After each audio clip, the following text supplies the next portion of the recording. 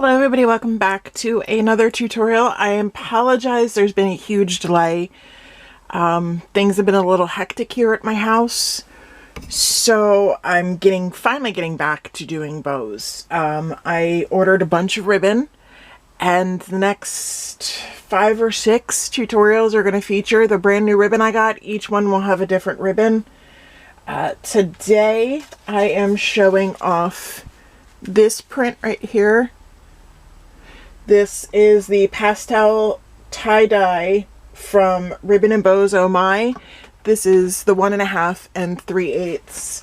I also have it in 7/8, but it's a really pretty watercolor pastel tie-dye print that we are going to be doing an inverted boutique bow with. I know I have a video on this already, but like I said, I'm just going to be doing videos to show off the ribbon I ordered.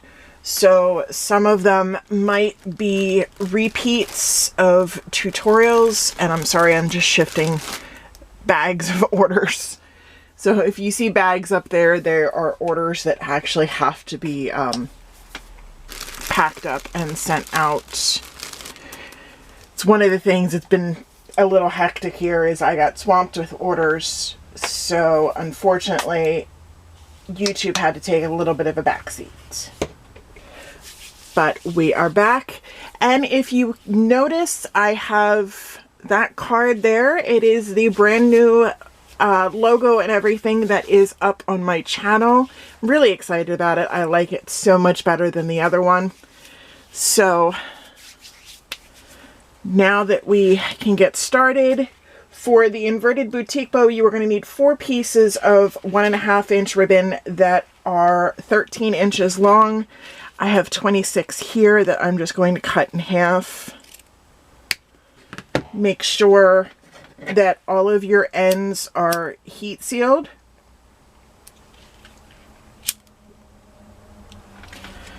So there are 2 of the pieces. And I'll do that to the other ones really quickly.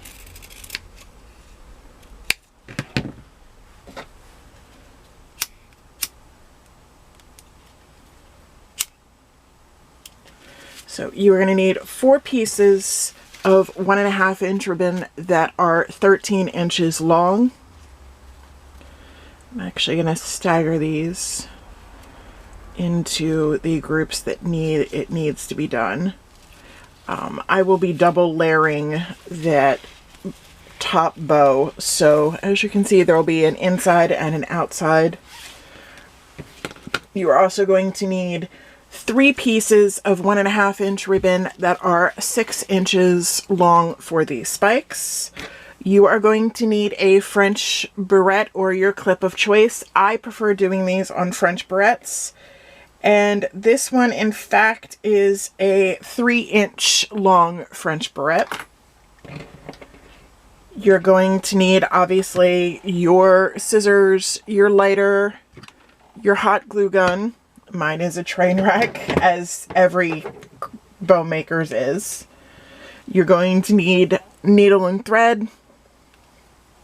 And I was going to say not needed, but helpful, but this really is needed, are straight pins. See, I just have a little magnetic dish that has a bunch of straight pins in it. They are needed. I've seen people do this without the straight pins, but I'm going to call it as needed just to hold everything stable. So you're going to take the first set of 13-inch strips like that. So you have the inside color and the outside color. You're going to take them, bring the ends together, and you're going to overlap about 3/4 of an inch. Take a pen and you're going to bring it to hold the pieces together like that. So now you have this. You're going to take this, you're going to take the 2 ends that are together, bring them up, and now for a regular boutique bow, you do something like that, and then you would have that, but we're not doing that. We're going to bring these tails around back. So what you have then is this. Once you are sure that this piece with the pin in it is centered and that the ribbons back there are straight, you're going to take some more straight pins, just two,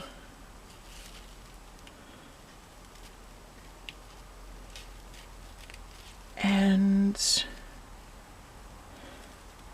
pin all the layers together.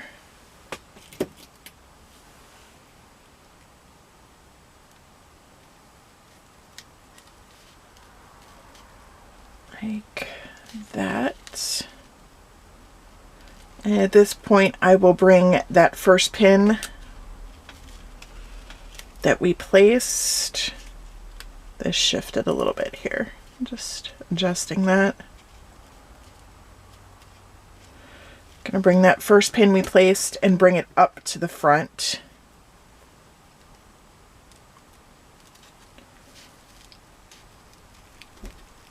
Like that. So you're left with a piece that looks like this. I'm going to quick do this to the other side. Now you're going to want to pay attention to how that right there works out, because you're going to want to mimic this fold, you know, this overlay. Let's see if it bring the light a little bit better. You're going to mimic that on the other side so that it ends up being even. So where we did this before,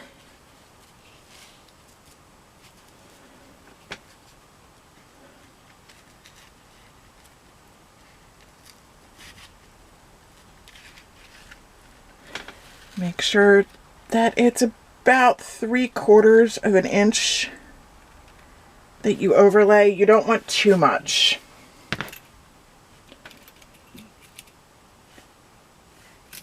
But 3/4 is a nice overlay. Gives it stability, but still doesn't take away from the rest of the bow. Overlay it, bring it around, make sure that your ribbons are together and they don't shift, because the point of having the inside is so that you don't see the white on the inside of the bow.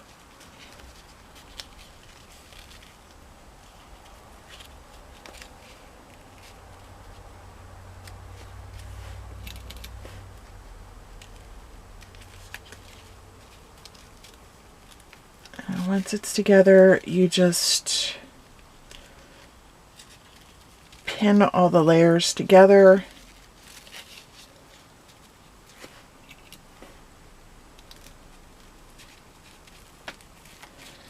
Bring up that first pin. All right, so we have both halves. And as you can see, this is what I mean by matching up that overlay so that it is even. We have both halves. We are going to sew this up.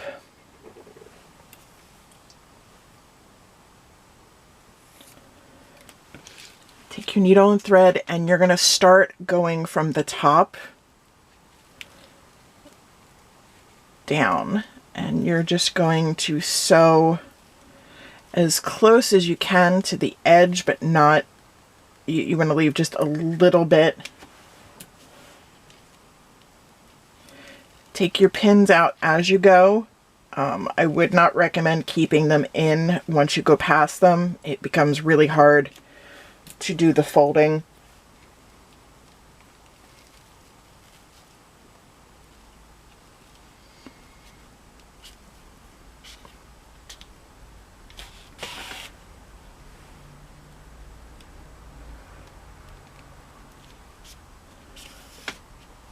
I meant to do that in one continuous, but it kind of got it kind of got a little caught up, so.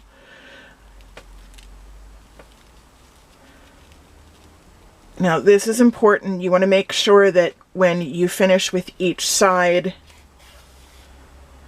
your needle comes, you start the needle going in at the top, and then when you finish, it comes up at the top. It's very important that you do this.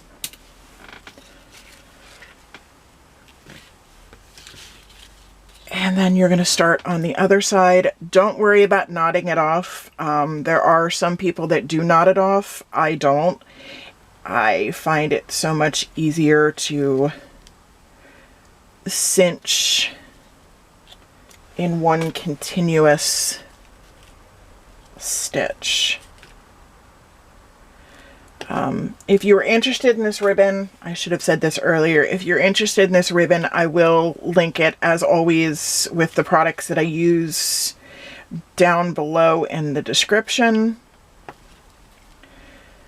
Ribbon and Bows, Oh My, has changed their website and ordering around just a little bit. So if you are a longtime customer but you haven't ordered in a while, I would go ahead and check out their new website. It is a little different. If you haven't ordered before, it's a really good website to order from. I missed a little bit of heat sealing. I've been a customer of theirs for years. It's actually where I buy all of my solid ribbon in bulk. When I buy 20 yards of ribbon at a time, I get it through Ribbon and Bows Oh My. I didn't mean to do that. Alright, so we have both halves.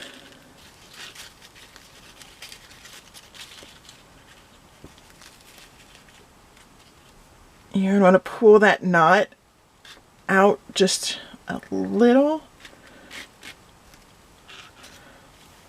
Alright, we have both halves. What we are going to do is take the thread holding the pieces down and pull so that you get that nice little cinching effect.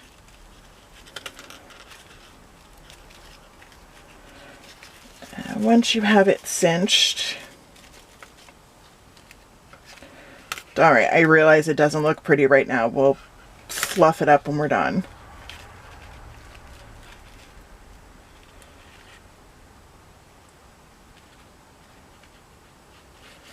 I'm going to take it and we're going to knot it.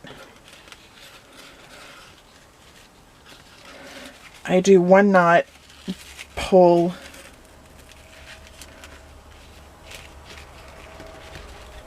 just so I know I've got it nice and tight.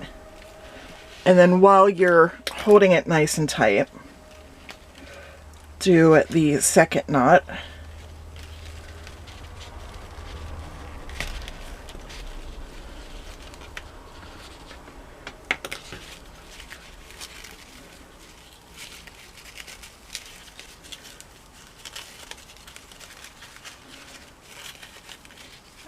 Sit there and fuss with it for a moment. Of course, it went right back to where it was, so we'll cut the needle and thread off, and then we'll fuss with it again.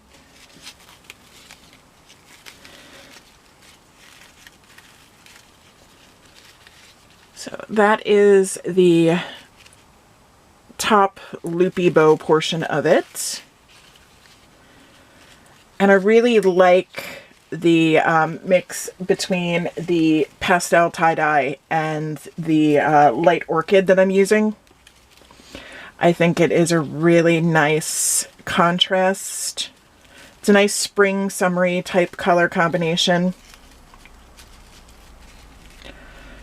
So I sit here and fiddle with it, don't mind me.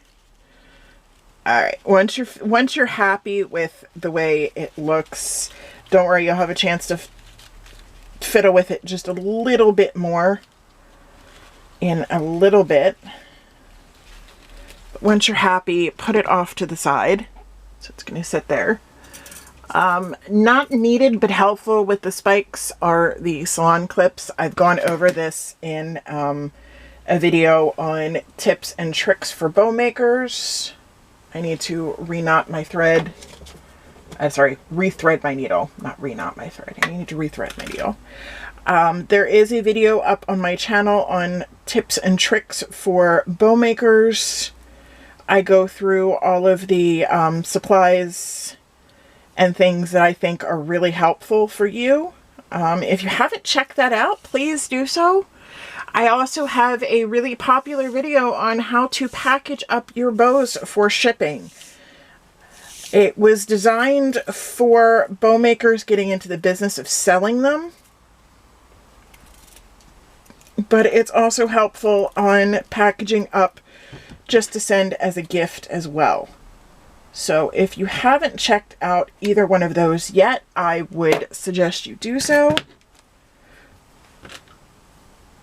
Also, as I'm rethreading my needle, if you haven't checked us out on Instagram yet, we are up on Instagram. I will be posting photos of, like, little teaser photos for all the new videos. I will also be starting to post hauls, ribbon that I buy, supplies that I buy, things like that. It's also a really great place to get a hold of me if you have any video requests, suggestions, things like that. You can send me a DM through Instagram. All right. And if you've been here a while, you know I love my long pieces of thread on my needle because I work in lots of projects throughout the day. And I don't like to constantly thread my needle. So, now to prep the spikes, we're just going to V-cut the ends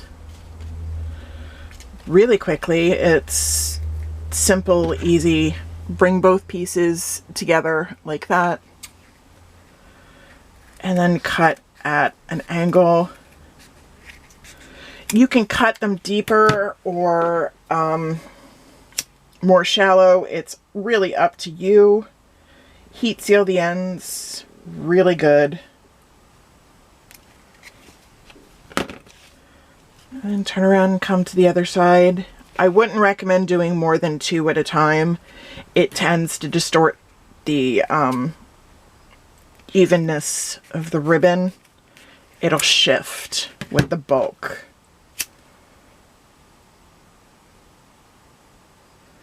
So I don't recommend doing more than 2 pieces at a time.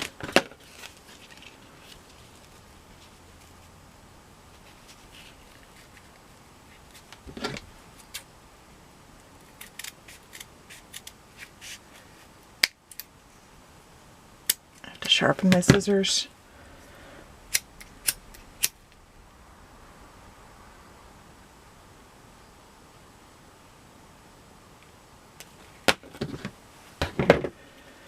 Alright, all of our pieces are ready for spikes. And you're just going to lay these spikes out in the order that you want.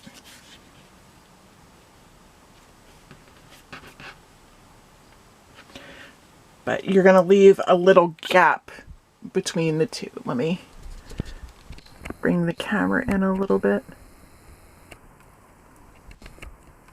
There we go. So you're going to leave a little gap in between the two.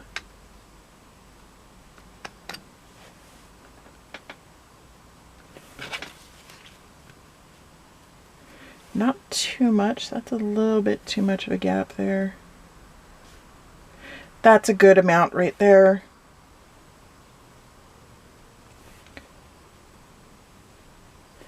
Where the salon clip comes in handy is once you have your spikes the way you want them, the salon clip ends up picking up the spikes and holding them together. And then you can fiddle with it a little bit more if you need to. and I always take the clip off before sewing. And I don't sew up the center. You can sew up the center if you'd like. I don't find it necessary. I just bring my needle up through back to front with my gigantically long piece of thread. And then what I do is I wrap the thread around the center just once for now. Lay them flat. Lay your fingers down on top of your project, but you want the thread between your fingers. So as you can see, oh, no you can't. There you go, now you can see.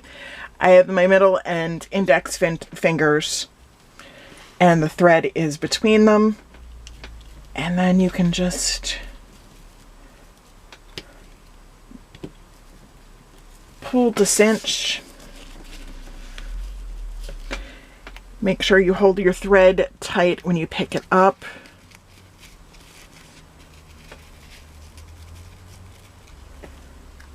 And then I just wrap around a couple of times just to make sure that I have it nice and secure. Make sure to pull your thread tight. This is why it's really important to have a really good thread. As you guys know, I use upholstery thread. It's, in my opinion, one of the best threads. It allows you to yank pretty hard without it snapping. And then I just run the needle underneath the thread, wrap the thread around the needle a couple of times, pull through. And unfortunately, when I use a lot of thread, that happens sometimes where there's a little snag in the thread. That's okay. We just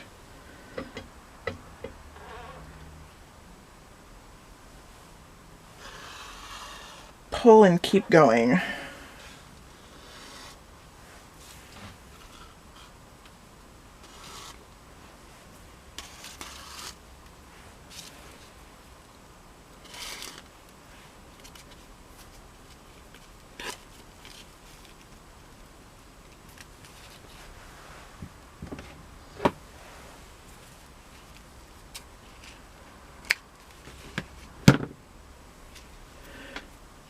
And what I do is I reknot my thread between each cut so that it's ready for the next time. It also prevents me losing my needle, which I've done. I'm pretty sure every bow maker has done that at least once, where they've lost a needle.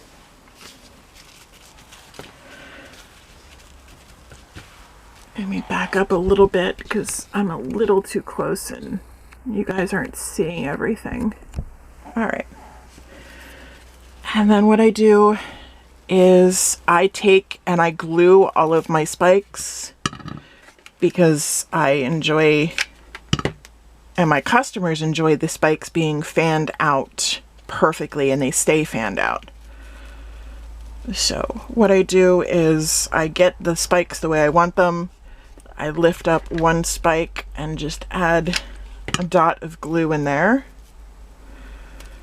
Press the two pieces of ribbon together and it keeps my spikes fanned out and together just like that. It does, in my opinion, make the bow look better when the spikes stay in place.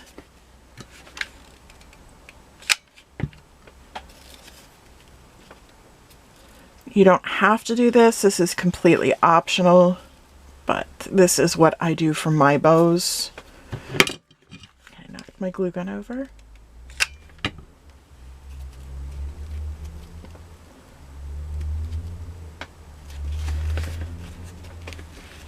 Alright, and at this point you're going to want to get your clip of choice ready. Mine is the French barrette. And I have to quickly line my French barrette. I will show you guys that.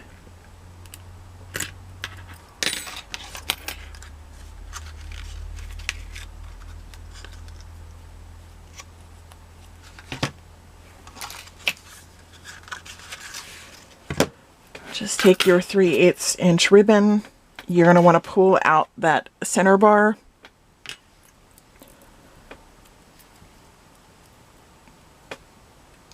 Push the ribbon up through the inside, bring it around to the top. You just want a little bit, like that much. That's about a 1/2 inch. And glue that down. Gives a nice good anchor for gluing the rest down. And I pull out the ribbon so that I can expose the inside of the French barrette. Run some glue.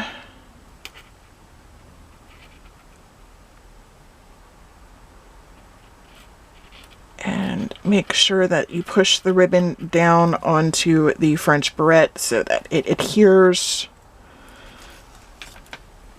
You don't need to line them. I just find that it looks better and it sticks better to the bow, because metal and ribbon don't adhere the best, whereas ribbon and ribbon adhere better to each other. So that is why I line these, because I don't want them coming off the bow later. It's an easy fix if they do, but where most of my customers aren't local, it involves them shipping back their bows. It's not something I'm really interested in, because then it takes away from their little ones being able to wear the bows.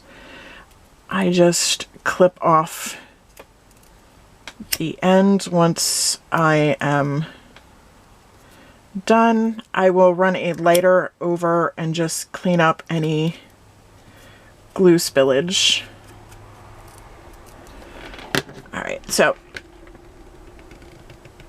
run a line of glue across the French barrette.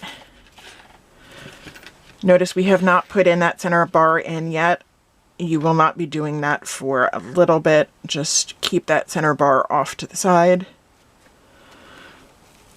And you're going to adhere the French barrette or clip of your choice to the spikes. Notice that the bow isn't on the spikes yet. There's a reason why. It's easier to push down and make sure full adhesion without that there. And what I also do before adding that, oh, I forgot to heat seal that. Okay, that happens too sometimes where you light your ribbon on fire. It's okay, we just clip that little piece off and we reheat seal it.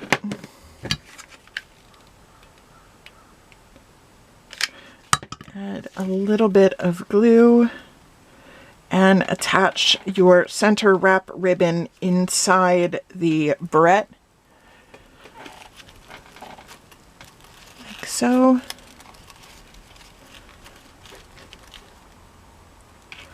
And now it is time to add the bow portion of it. Just run a line of glue.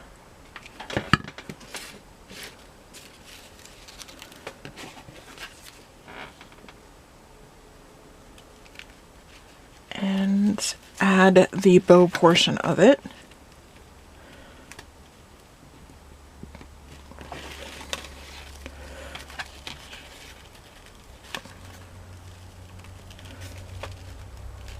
Of course, when I added it, it was off center.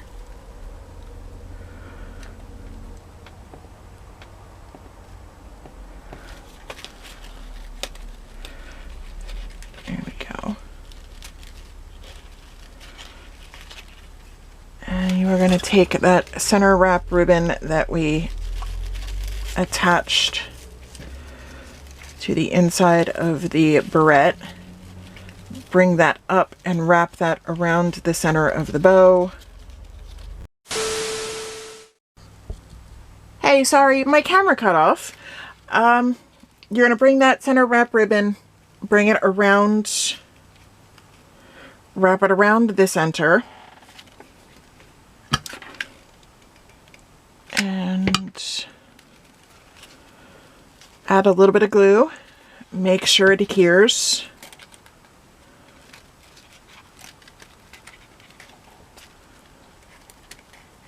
Cutting it is a little tricky with this style bow.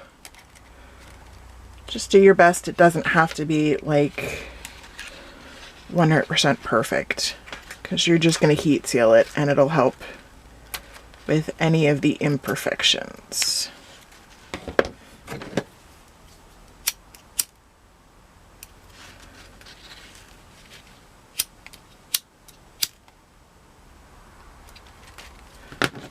And we're going to put the bar back inside.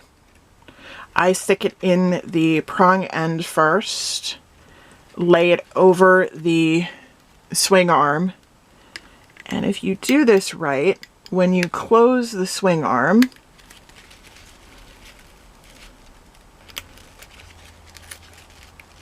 it pushes the prongs down underneath the swing arm, and then close it up. And at this point, your bow is done. You can sit here and fiddle with the loops, adjust it as you see fit.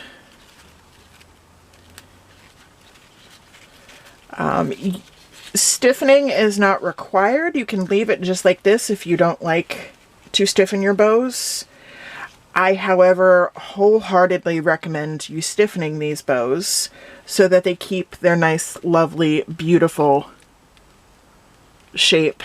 But this is the inverted boutique bow using the pastel tie-dye ribbon from Ribbon & Bows Are Mine. Again, I will show you the name of it. It is the pastel tie-dye. This is the 7/8. I only ordered it in 5-yard increments to try it out. I will be going back to order more of this though, because it is absolutely gorgeous. But that is the bow. The next video, I have them here, I will be showing you how to do that in mini versions. So this is the standard and those are the mini. As you can see, there's a huge size difference between the two. But I will be doing, my next video will be the mini inverted boutique bows. So stay tuned for those. Thank you guys for tuning in. I really appreciate it.